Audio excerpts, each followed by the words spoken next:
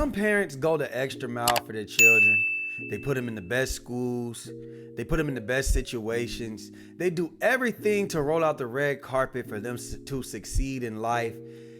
And then they still end up being fuck-ups. Yes, they be total douchebags. The kids end up being total douchebags, idiots, jerks, whatever you want to call it. And sometimes it's an incident where it's like, kids gotta, fall on their head to learn from their mistakes. And then it's just inexcusable.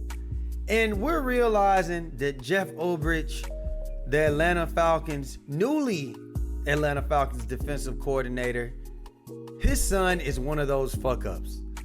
You see, Jack Ulbrich did one of the unthinkable things that somebody could do, and that was play with NFL players' heartstrings, because while they were thinking they were getting drafted, it was all just a prank call. Now, I'm saying players because this was happening to multiple players, but most noticeably, Shedeur Sanders. Y'all want me to teach Snow how to walk right now? Trey. Hold on. Here we go.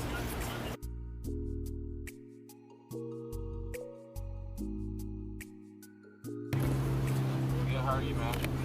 Good, been waiting on you. Ready to go! Yeah.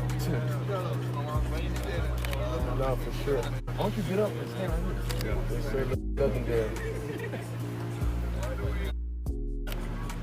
Ready to go!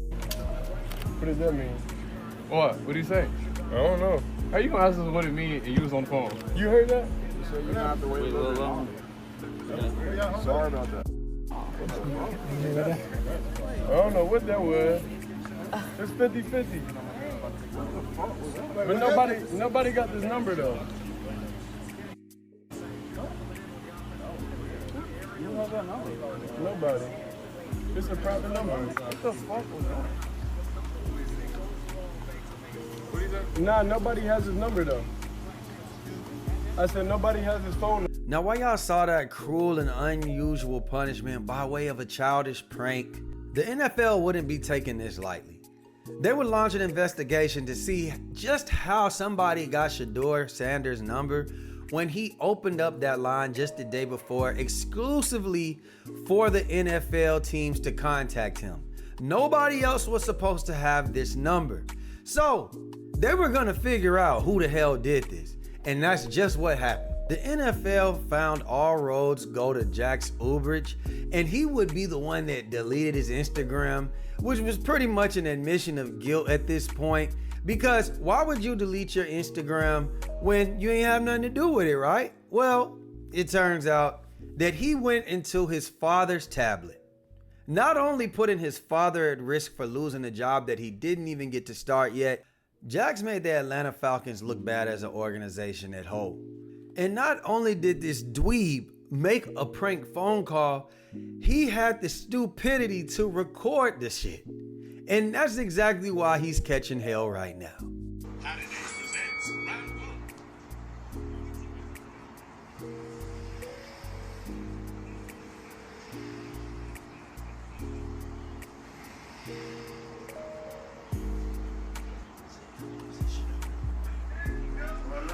Hey, is this Shedeur? This is Mickey Loomis here, the GM of the New Orleans Saints. How you doing? This is Mickey Loomis here, GM of the Saints. How you doing? Good, how are you, man? Good, been waiting on you. Yeah, we have. It's been a long wait, man. We're gonna take you with our next pick right here, man. This ain't gonna be nothing to do. Yeah, but you're gonna have to wait a little bit longer, man. Sorry about that. Oh my God! He bought it! He bought it! Oh. Shedeur Sanders was already sliding in the draft. This is a man who probably was embarrassed, depleted, self-confidence going down. He'll never say that. But the feeling of disappointment we knew was Ubering through his body. And then this happens. The disrespect, the lack of empathy, Not even considering that your dad has a job with the NFL. This was a selfish act. And if I'm Jeff Ulbrich, you know what? I'm gonna cut you off for a little while. Since you don't want me to have no money, you don't want me to have my job, let's see how you go being a college student, a broke college student. Let's see how it is when I don't pay for certain things anymore. Let's see what your lifestyle and the luxury you get. Because this was just completely inexcusable, and there would have to be statements made. Now, I'm pretty sure that he slapped the shit out of his son a few times, and his son would finally come out and just admit, yeah, I did it, and I apologize. Now, this nincompoop would come on Instagram to say, on Friday night, I made a tremendous mistake. Shedeur, what I did was completely inexcusable, embarrassing, and shameful. I'm so sorry I took away from your moment. It was selfish and childish. I could never imagine getting ready to celebrate one of the greatest moments of your life, and I made a terrible mistake and messed with that moment. Thank you for accepting my call earlier today. I hope you can find it in your heart to forgive me, at Shedeur Sanders. The Falcons would also make a statement saying earlier in this week, Jax Ulbrich, the 21-year-old son of defensive coordinator Jeff Ulbrich, unintentionally came across the draft contact phone number for Shedeur Sanders off an open iPad while visiting his parents' home and wrote the number down to later conduct a prank call. Jeff Ulbrich was unaware of the data exposure or any facets of the prank and was made aware of the above only after the fact. The Atlanta Falcons do not condone this behavior and send our sincere apologies to Shedeur Sanders and his family, who we have been in contact with to apologize to, as well as facilitate an apology directly from Jax to the Sanders family. We have also been in contact with the NFL and will continue to cooperate fully with any inquiries we may receive from the NFL League office.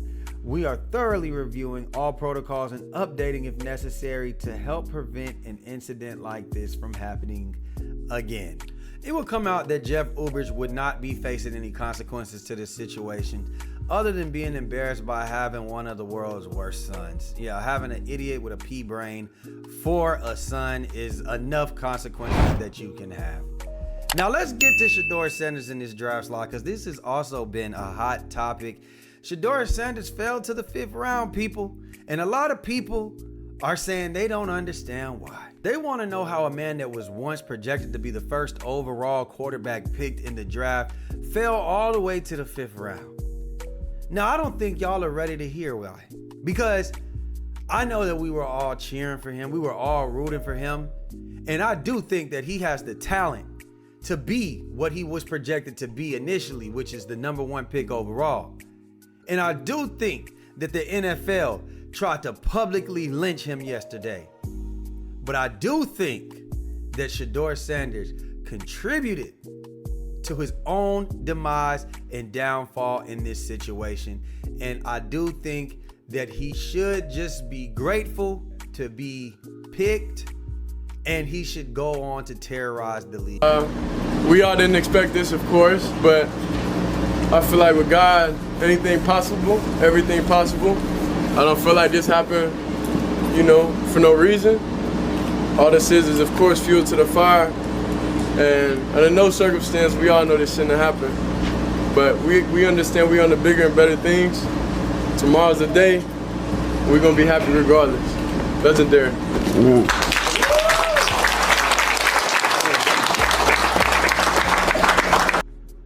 To all my folks out there, right?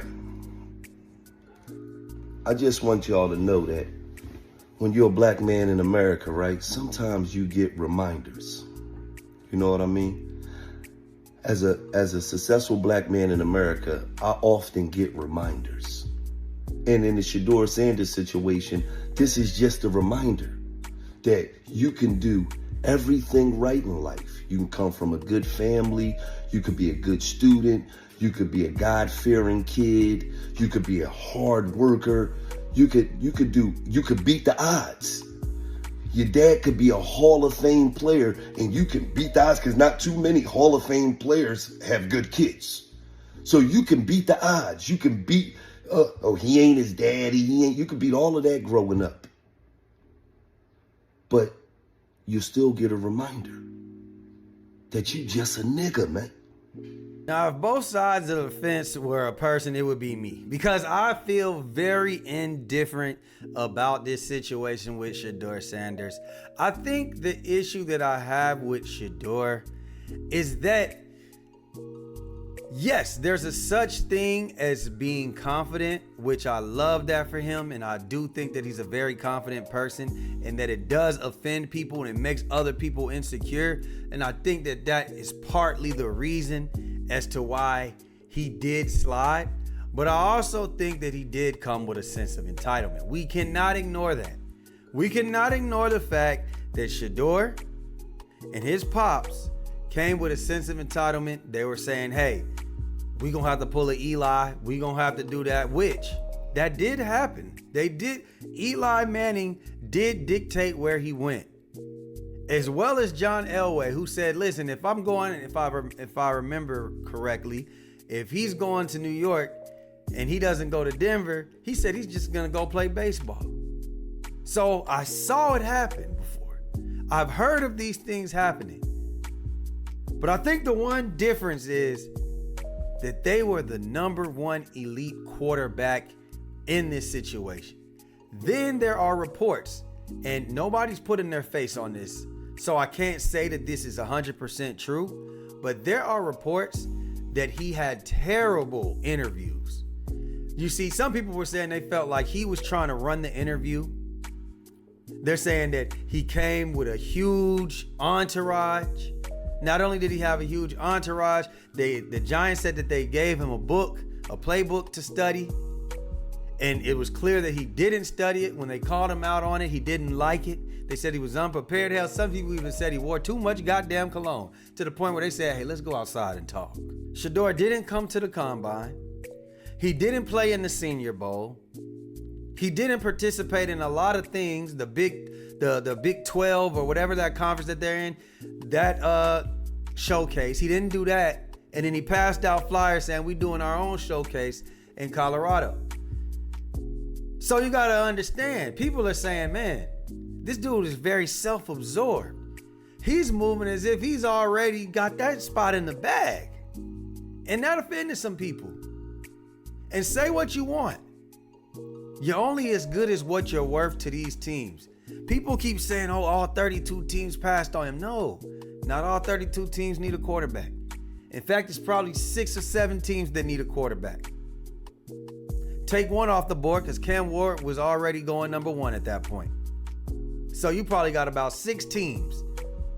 And if you're bombing interviews and you're trying to dictate to where you're going, well, you're going to rub people the wrong way. With the fact that your dad is heavily involved, some people might not care about that. Some people may hate that. On top of that, you've never played for any other coach except your dad. People were skeptical, and I feel like a lot of that is good reasoning as to why maybe we don't want to pick him. We're going to have to keep it pushing. We'll take our chances with somebody else. Now, I do think it got to a point where it was like, all right, now, y'all, somebody got to want him. He's too good not to get picked. And we had to wait 3 days for the Browns to come pick him. Now they got 4 quarterbacks on the list. So he's going to have to fight. But I do think that the NFL did do him wrong. But I do think that Shedeur, I'm not going to tell you to be humble. I think you can still be you and succeed.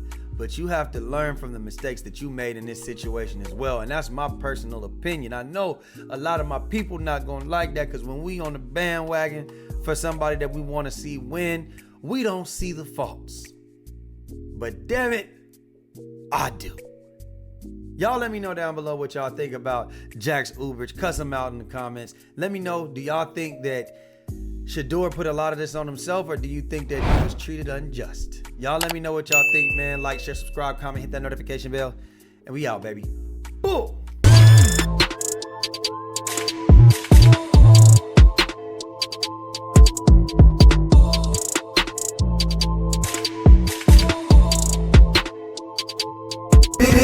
Just LaFlare. It's him.